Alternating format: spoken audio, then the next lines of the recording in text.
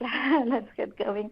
All right. James, let's start at the very beginning of your journey. Where are you from? Where were you born, raised? What kind of circumstances?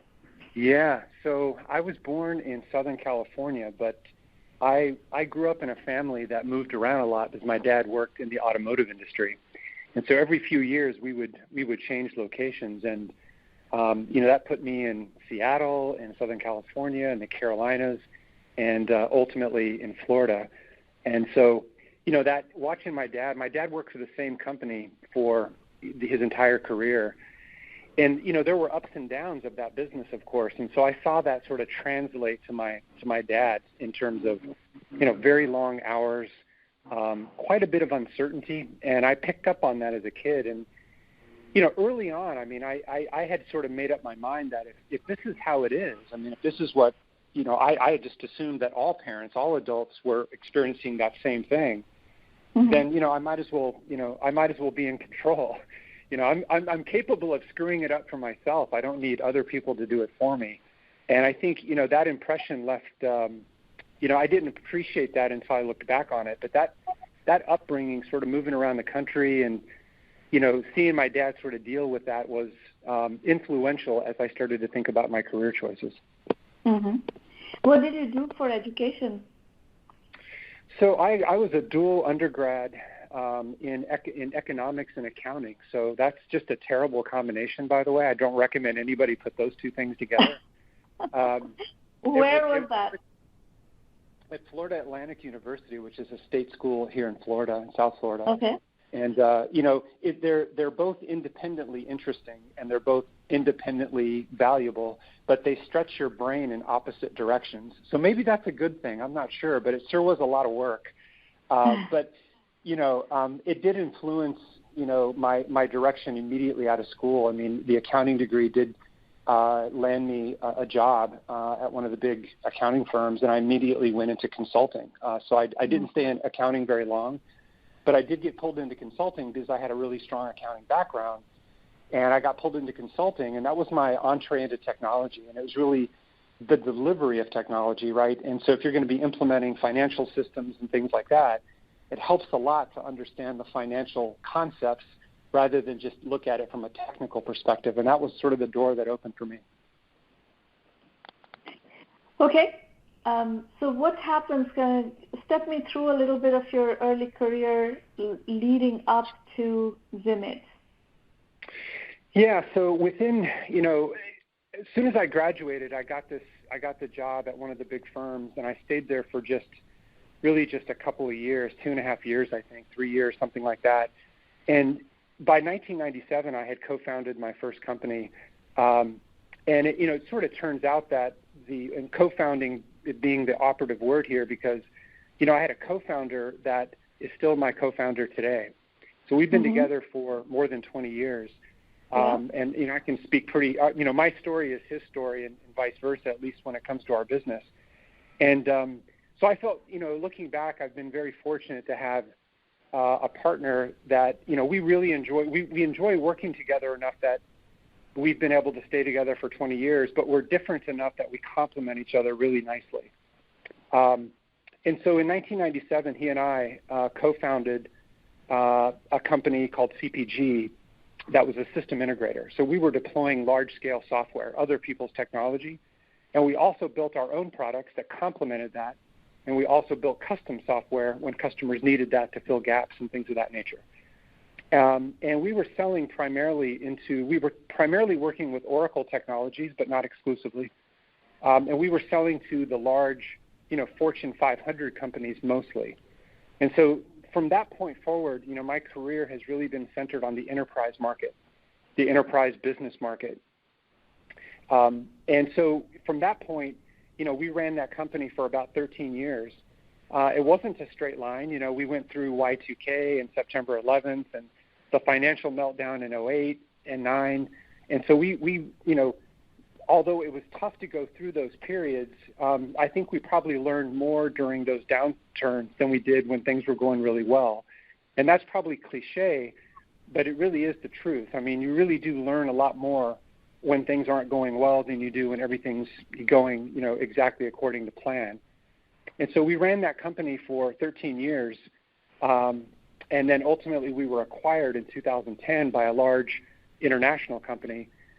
And that opened the door to the next phase, which is, we stayed at that company for the next 3 years as part of our agreement.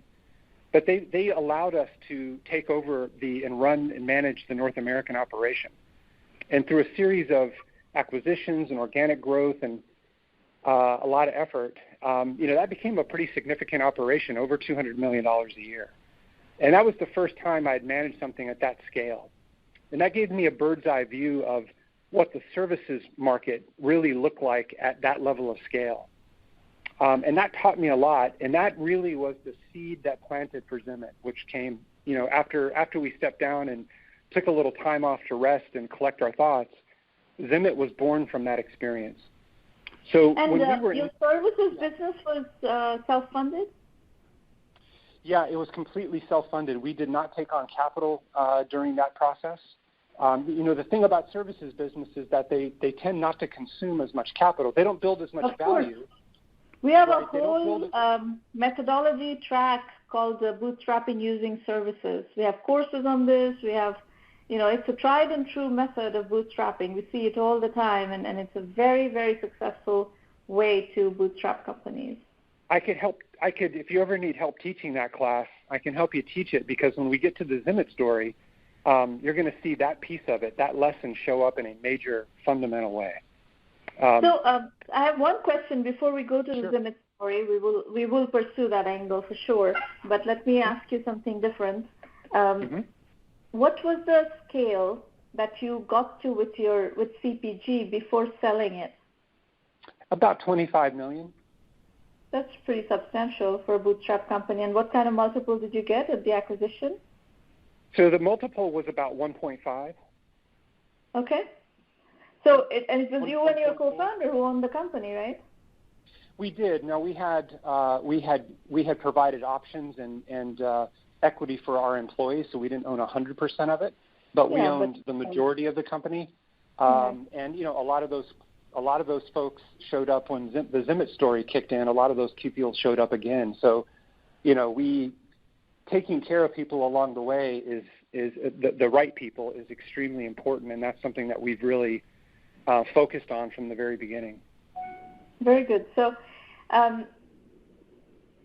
just help me out with one piece of this story. And the reason I'm spending a little bit of time on CPG is because, in an entrepreneur's journey, the first time when you're doing it without any of your personal money is a very different ballgame than when you've made money and you're doing it a second time or a third time.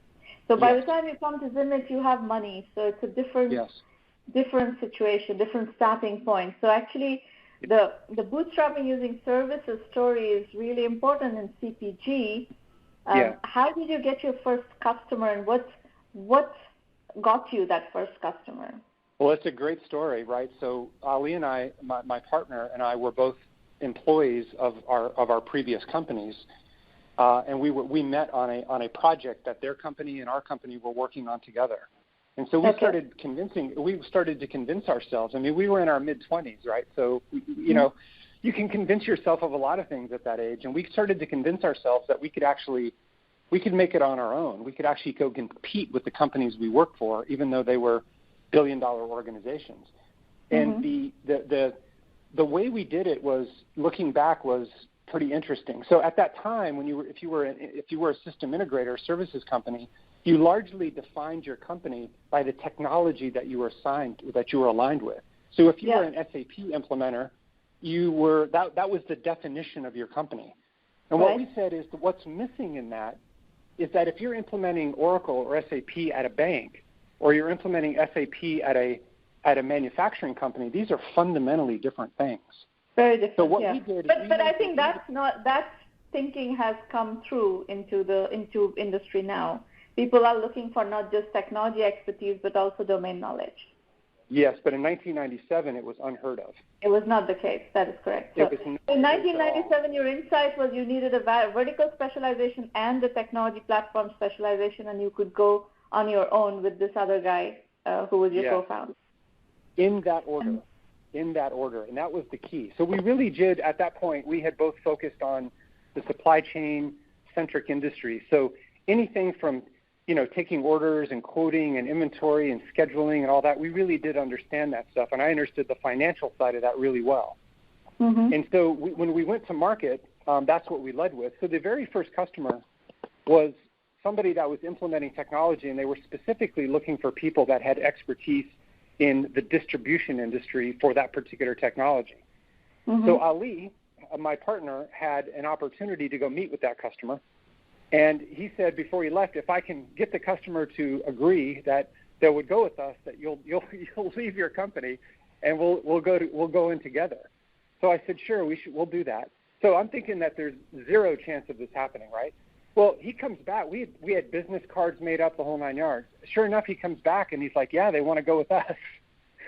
So suddenly, we were both resigning from our positions and walking in the door. What we had in our advantage is we really did understand the technology, and we really did legitimately understand the service that we needed to provide, the industry and so forth. And so with that, we hired a few people and started our first project. There were just 4 or 5 of us. But we were making 5 times what I was making as an employee just a few months before. So I thought, man, I can't believe everybody doesn't do this. So 6 months into the project. How did you find that first project? So, well, back in that time, there was far more demand than there was supply, and so through a conference that we had been at and presented some solutions that we had built and delivered, somebody was in attendance and got our contact, and the number they dialed was Ali's number, and that's how the conversation started.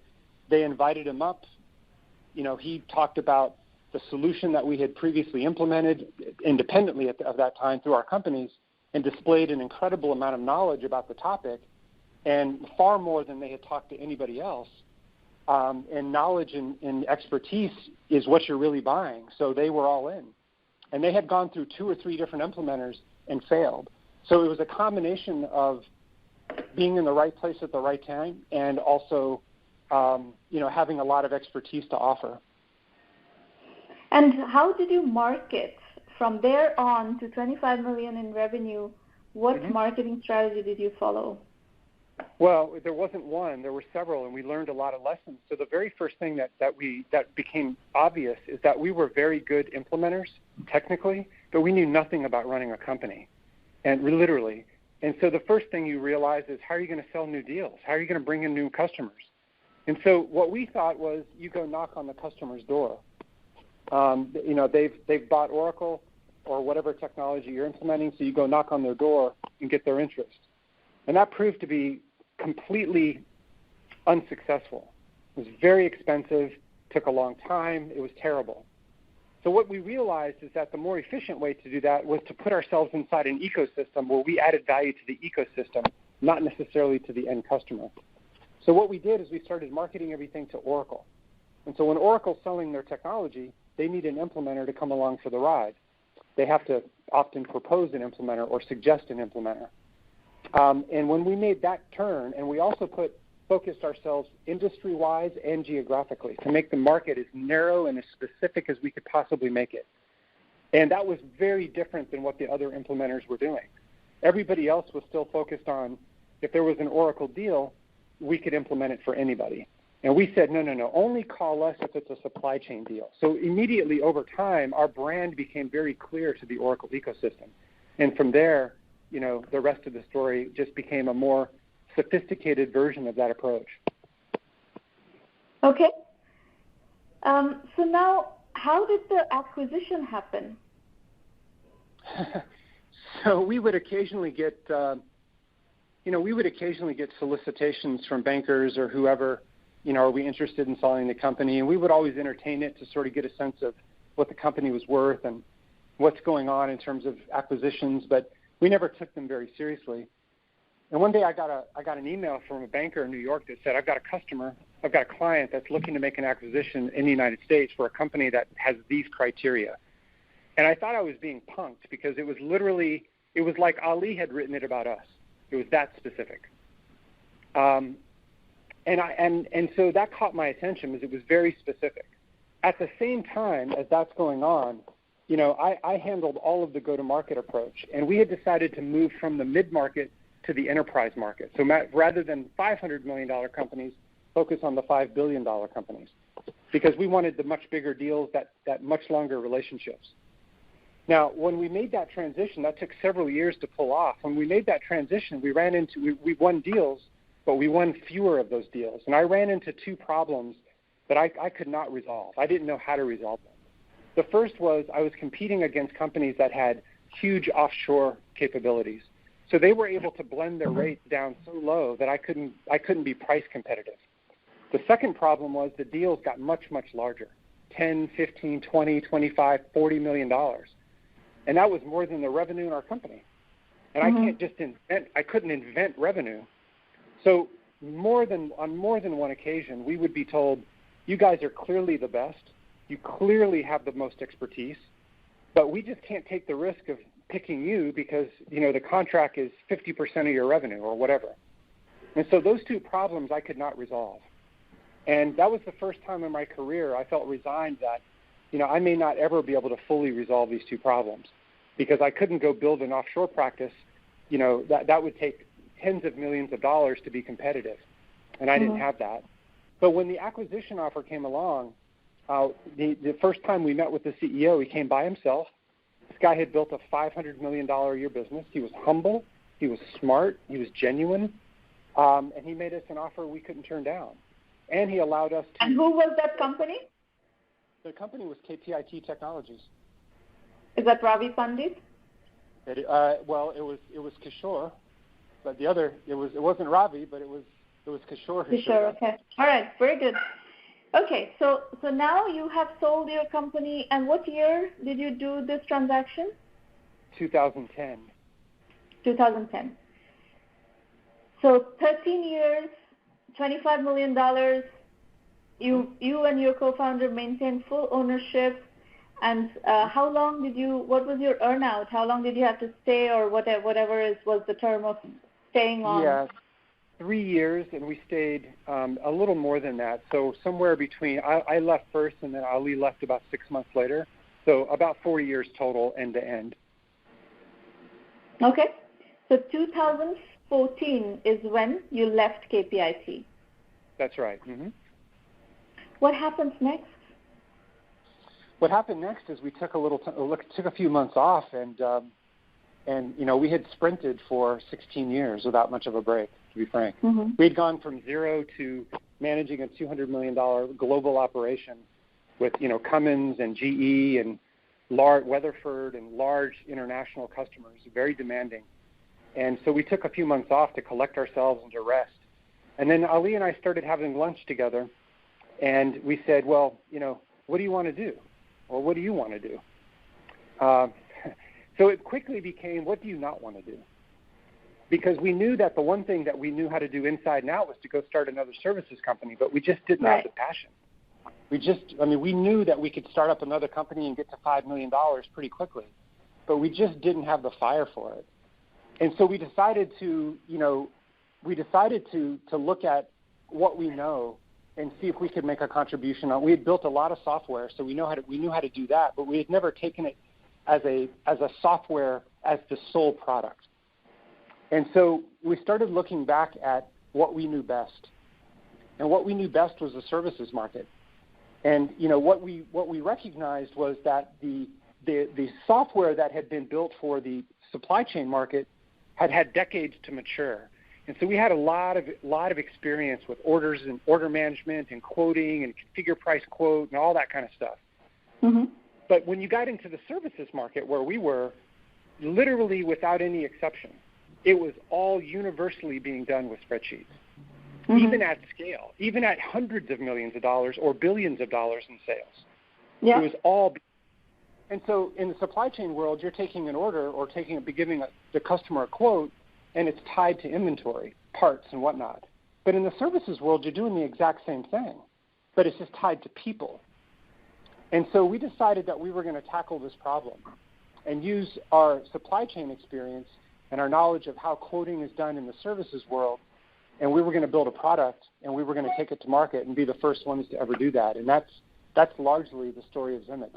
That mission from the very beginning has never really changed. Okay. So tell me how you went about it. Again, you used the lesson that you learned of bootstrapping using services. So tell me more about how you applied that principle to this business. Yeah, so the first thing we did is sort of got ourselves into a room with a whiteboard and, just the two of us. And we really thought that because we're such experts in this topic that, give us a week or two and we'll have this thing all whiteboarded out, and we'll have a good model of what the problem is, what the solution is, and then we can start building. But like 5 months later, we still were debating what the problem is and what the solution is. It turns out to be a very, very complex problem, far more complex than we thought. And as we made phone calls around the industry, as broadly and as deeply as we could make them, we just kept finding more and more exceptions. And with repeated exposure, those exceptions, a pattern emerged over time, but that took time. And so we decided that we were going to focus on a specific sliver of the market, which had no solution, and it was also the area that we knew best, which was pure professional services. It also provided the most pure example of services.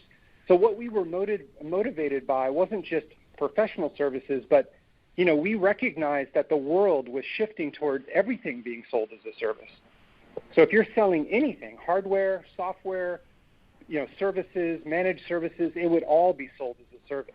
But when you looked at the quoting applications that were available in the market, they had all been built in a generation before, and they were very product-centric. And selling things as a service is a very, very different animal, especially in quoting and pricing. And so early on, one of the things that I think we did right, although not right enough, is if we could talk about it, we would get in front of anybody we could and get as much feedback as we could. Some of it was to articulate and to practice talking about it. A lot of it was to get feedback from people on what's important. If I could solve this problem, how much would you pay for it? That sort of stuff. Then when we had screenshots, we would put it in front of people and get feedback. And then when we had screenshots that would animate, we would put it in front of people. And then when we had, prototypes, very simplistic software, we would show it to people. And we got as much feedback, and throughout that process, we built a few relationships with companies that ultimately became our earliest customers. And, we got to that point in time that I think, every entrepreneur should not be afraid of, which is when you have a product that is kind of sort of ready for the market, you're never ready, but if you're kind of sort of ready, you need to ask people to pay for it.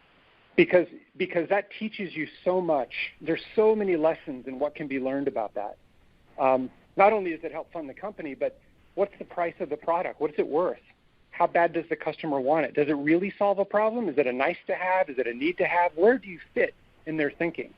And until they start paying for something, you never really know the answer to that.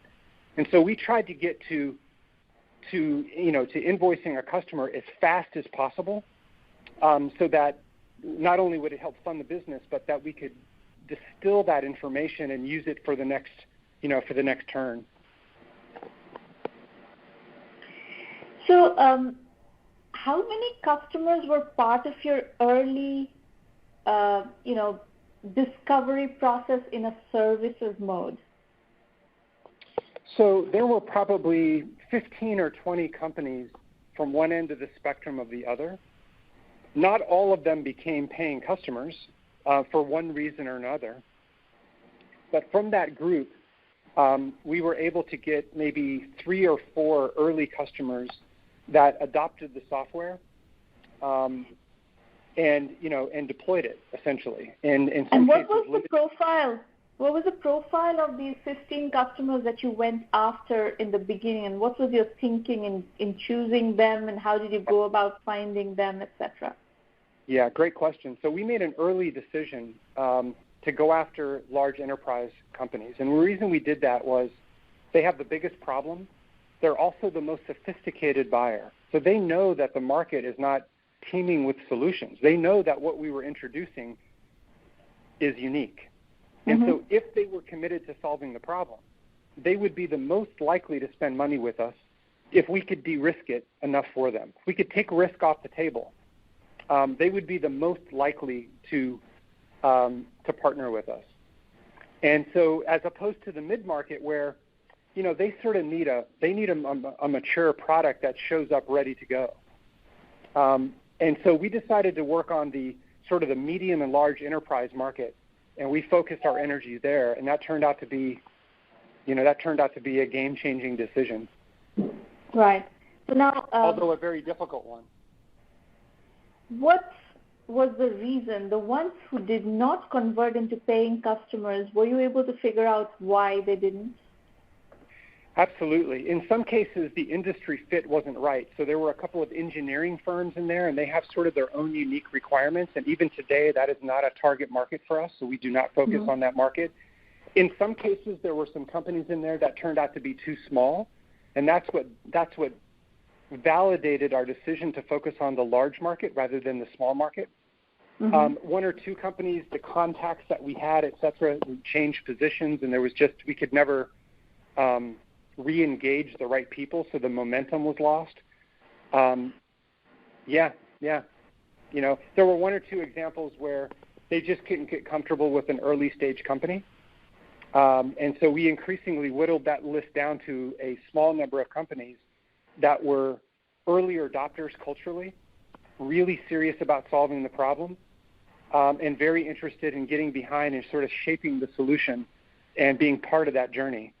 And I think one of the things that entrepreneurs don't think about a lot is, when they talk about, here's my market, and they segment their market, they spend some time, good ones think about segmenting their market and really scrubbing that list. But the thing that they never do or often miss is you're not just looking, if my customer needs to be a $500 million services company in North America, that's not where the conversation ended. I needed one of those companies on the early adopter part of the equation. So finding companies that will make that adoption earlier rather than later is really key, and that was what we focused on. And we figured out ways in talking to companies early on to figure out if that was something that they would be up for. Okay. So 3 or 4 out of the 14, 15 companies that you started the process with converted into paying customers. What kind of average deal size did they convert at? Probably the initial deal size was maybe 50 to 75K annual ARR.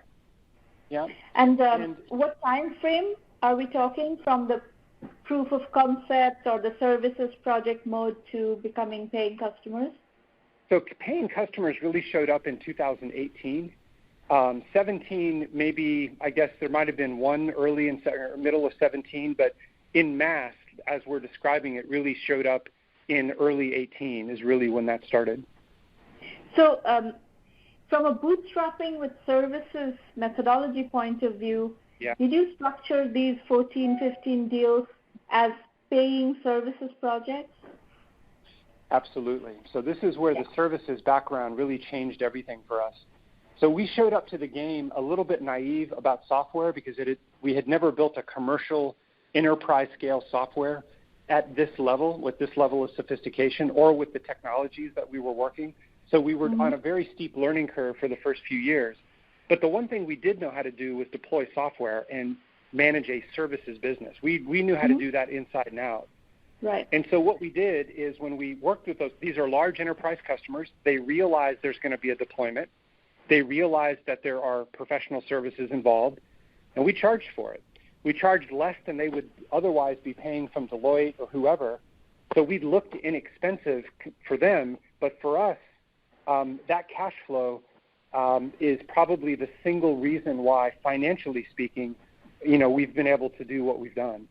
And so we have made a habit of delivering very high quality projects at a pretty good margin and using that cash flow to fund the business as our software has we've subsidized the software until the critical mass of that software catches up.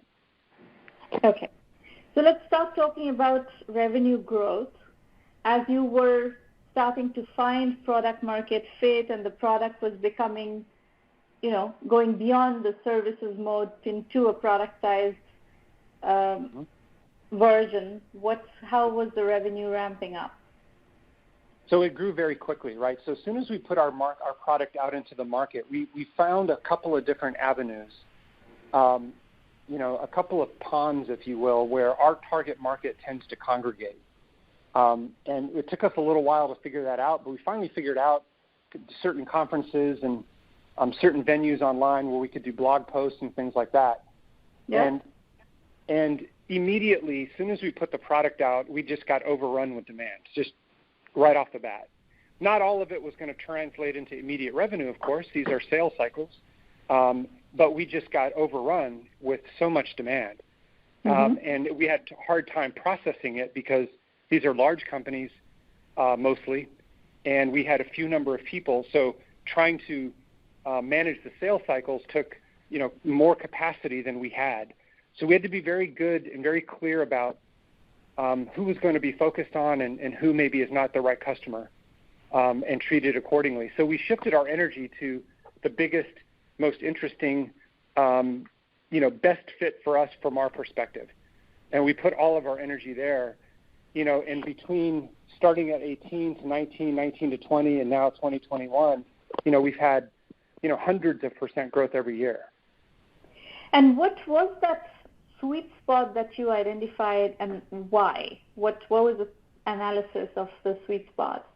This, by the way, the reason I like to spend time on that is, positioning makes or breaks companies. So how you position your company, how you define the segmentation, and the narrower, the more focused your segmentation, your positioning is, the sharper the fit. So what was that? What was that definition of your position? So we learned something very, very interesting that I think just, a small percentage of the world really understands, because unless you've sold to these groups, you don't really understand. So imagine two markets for my software. My software is quoting and pricing software for enterprise services. So I could sell it to a consulting firm that, say, implements technology, or I could sell it to an embedded services team, say Workday and professional services. Now, you would imagine these groups are doing the exact same job. They're both deploying technology. But what we realized is that each one of these groups buy from their perspective of pain and what they want to focus on, completely different, totally different. Even though they're running essentially similar businesses, one group buys for one reason and another group buys for a totally different reason and is worried about other things. And what it turned out to be is that the embedded services teams were the ones that felt the most pressure and the most pain, because they were really, in Workday's case, let's say, it's a $500 million business out of say, $3 billion or $4 billion. Yet they have the lowest margins, and they're also the complexity, and they slow down the technology deal. So they're under constant pressure to go faster, be better, lose less money, deliver the product, get the quote to the customer. You're slowing down our deal. And what we realized is that all the technology companies, the medium and large-scale technology companies, the services businesses inside those companies are under an incredible amount of pressure. Meanwhile, the consulting companies, they have no relative comparison. They don't have a technology product being sold. So the way they perceive pain here is slightly different. They perceive pain not that they want to be a lot better at quoting, but they want the information in quoting so they can forecast resource demand. And so they go at the problem for completely different reasons. And so the very first focus that we had was to focus exclusively on the embedded services team. And that became Dell and Siemens and Workday, and all of those companies like that were the ones that adopted our technology. So that's actually extremely easy to prospect for, right, in some ways, that definition, because those, there are a lot of software companies that have professional services arms, and there's a head of professional services in each of those companies. You can go for a certain size and so on. So that's, that positioning is very sharp and very well defined. Does that still continue to be your sweet spot? It is. It tends to be the biggest line share and where we focus the most. What we added that expanded our market was we added partnerships. So we sought out professional service automation platforms, ERP platforms, that targeted the same customers, knowing that they don't have our functionality. So if they did, when we partnered with those companies, we may be able to add a competitive differentiation in that deal. Mm-hmm. And the one that showed up and where that really kicked in was with Workday. So Workday does not have a quoting or pricing platform in their financials or PSA product at all.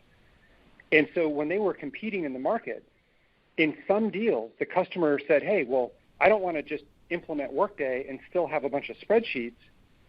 So if we add Zimit, then we have a more complete story. And we can go all the way to the CRM system, from the opportunity in CRM all the way to financials in Workday, and it's a complete thought.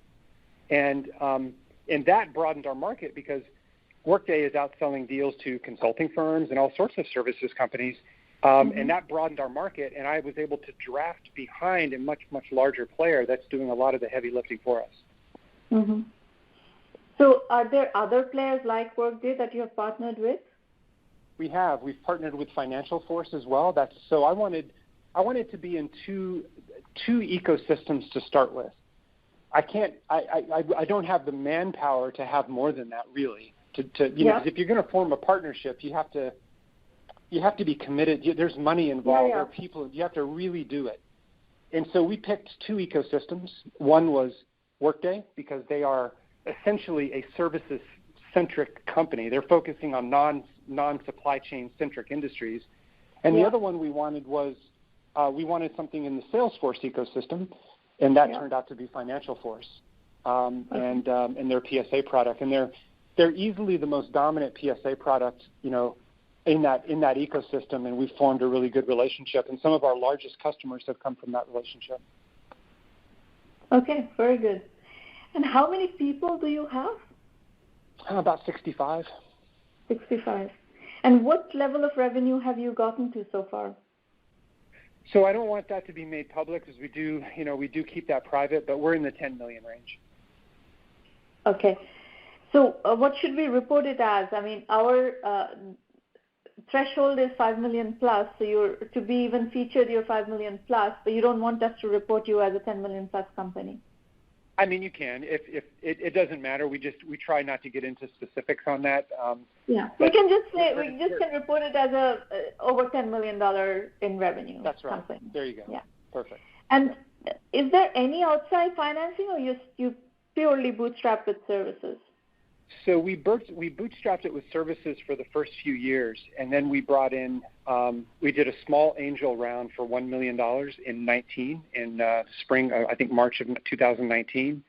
And then as part of well, there was a few things. The services business was capable of funding the business, but as I started to add customers, I needed to make investments deeper into the future.